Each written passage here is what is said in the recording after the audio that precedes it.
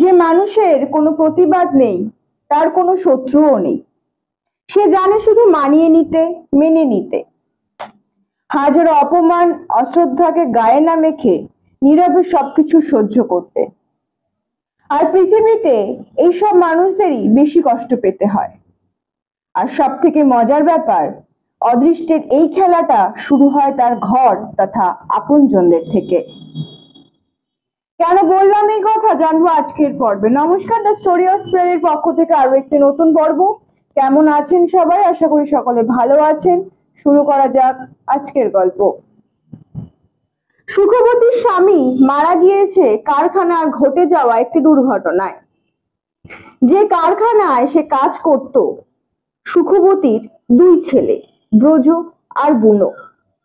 ওরা থাকে নসিরামের বস্তিতে।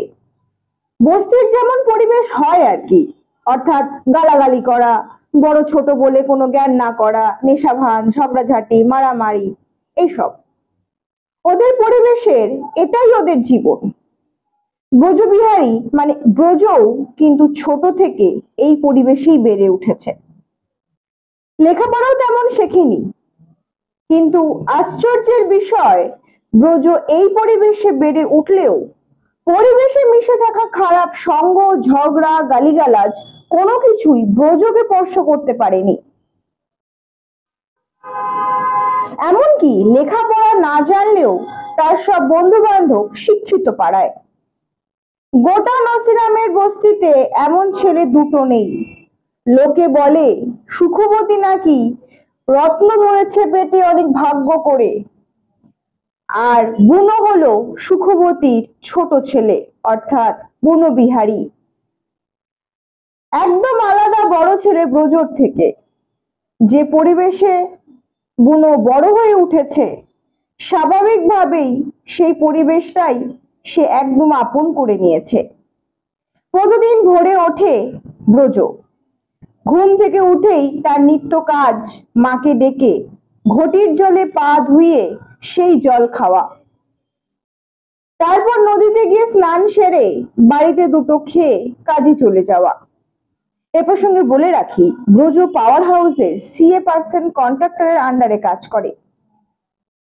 এইভাবে দিন চলছিল ভালো মন্দ মিশিয়ে।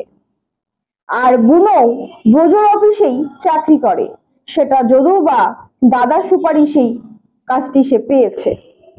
তারপরেও বুনোর বেশিরভাগ কাজই ব্রজ করে দেয়। এইভাবে দিন চলছিল ভালো মন্দ মিশিয়ে। কিন্তু ঘটনার সূত্রপাত ঘটলো একদিন বিকেল বেলায়। সুখবতীর ঘুঁটে দিয়েছিল কোনো পুরো বাড়ির দেয়ালে। তাই দেখে বাড়ির মালিক ব্রজদের বাড়ির সামনে এসে ঝামেলা শুরু করে। সুখবতীও তার সাথে গলা মেলায়। এমন সময় হঠাৎ বাড়ির মালিক সুখবতীকে ছেনারি বললে বুড়োর খুব রাগ হয়, আর তাতেই হাতাহাতিতে লোকটি জখম হয়।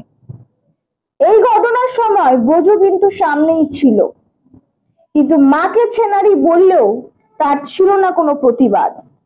খারাপ লেগেছিল সুখবতীরও। যখন এই কথা শোনার পর দাদা ব্রজ কোনো প্রতিবাদ করলো না, তখন বুনোই এর প্রতিবাদ করে।